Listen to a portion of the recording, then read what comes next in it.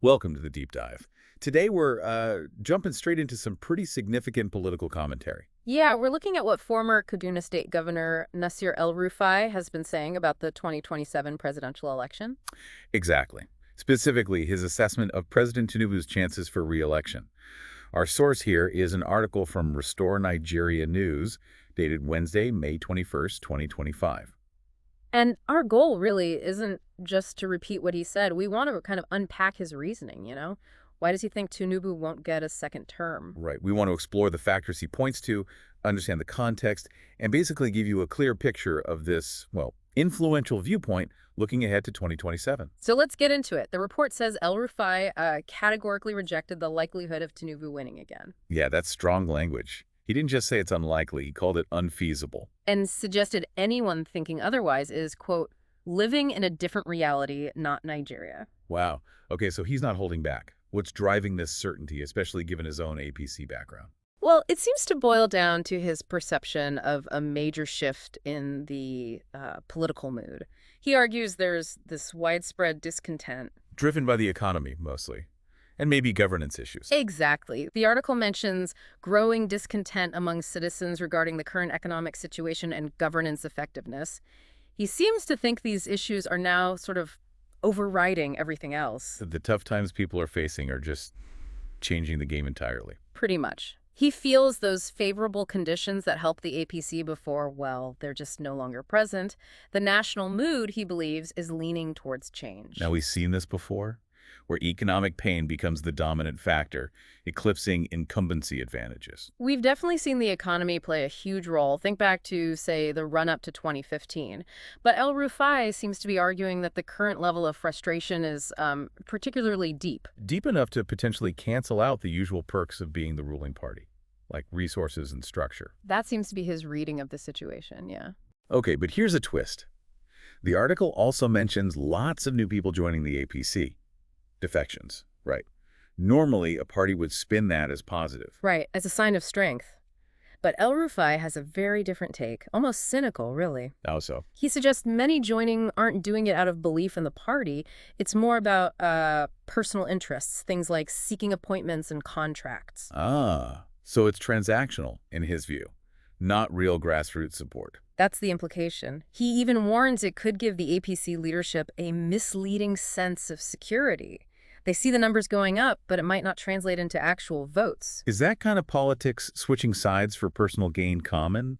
And does it actually influence election outcomes much? Well, it's certainly not unheard of in politics anywhere, really, but El-Rufai's point is that this kind of support can be quite shallow. It doesn't necessarily mean voters are enthusiastic, and he connects this to his own time as governor. Right, in Kaduna State. Yep. The article mentions the APC facing electoral challenges there, even though they controlled the state machinery. Exactly. He uses that as an example. Even with state resources, it wasn't always easy. For him, it proves that true power resides not with party hierarchies or state governors, but with the electorate. So he sees voters as more independent, less swayed by just party labels or who's in charge locally. That seems to be his core belief, that Nigerian voters are demanding more accountability, more reform. And this critical view, it extends beyond the APC, doesn't it? He's not exactly praising the PDP either. No, not at all. He basically paints both major parties, APC and PDP, as being disconnected from the needs and aspirations of the average Nigerian. So in his eyes, neither of the main options is really cutting it for people. That's what he seems to be saying, that public frustration is so high now that people are looking beyond the usual alternatives. Which leads him to suggest there's space for something new. A new political movement or coalition. Precisely. He seems to think there's a genuine appetite for a fundamental change. What would that even look like? Yep. Building a new coalition in Nigeria is historically pretty tough, right? Given all the different dynamics. It is challenging, definitely. You have regional factors, ethnic, religious.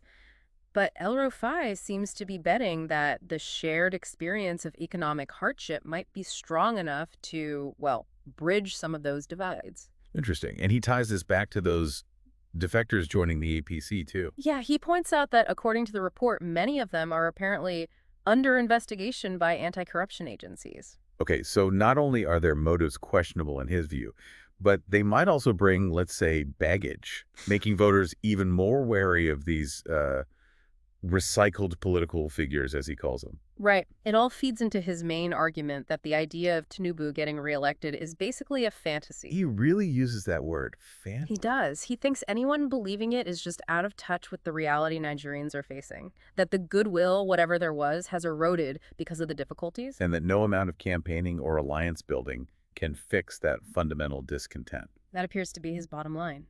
He sees the discontent as too deep-seated. So he's not just critiquing, he's proposing something too. He calls for an overhaul of its political framework. Yes, and the formation of a new coalition that, he says, would genuinely represent the aspirations of Nigerians. And he even suggests principles for it, like development, equity, and transparency.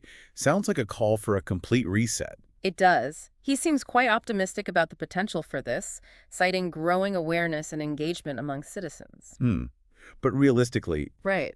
He's skeptical about the new APC members, thinks their motives are suspect, and draws on his Kaduna experience to say voters are more independent than parties might think. he sees both major parties as disconnected, creating an opening for a potential new coalition focused on development, equity, transparency.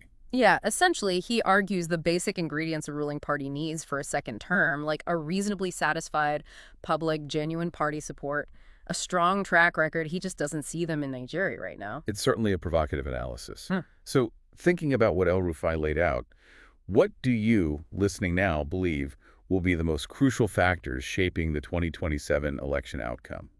And if some kind of new coalition did emerge, how could it realistically tackle the deep concerns he's highlighting? That's definitely something to chew on.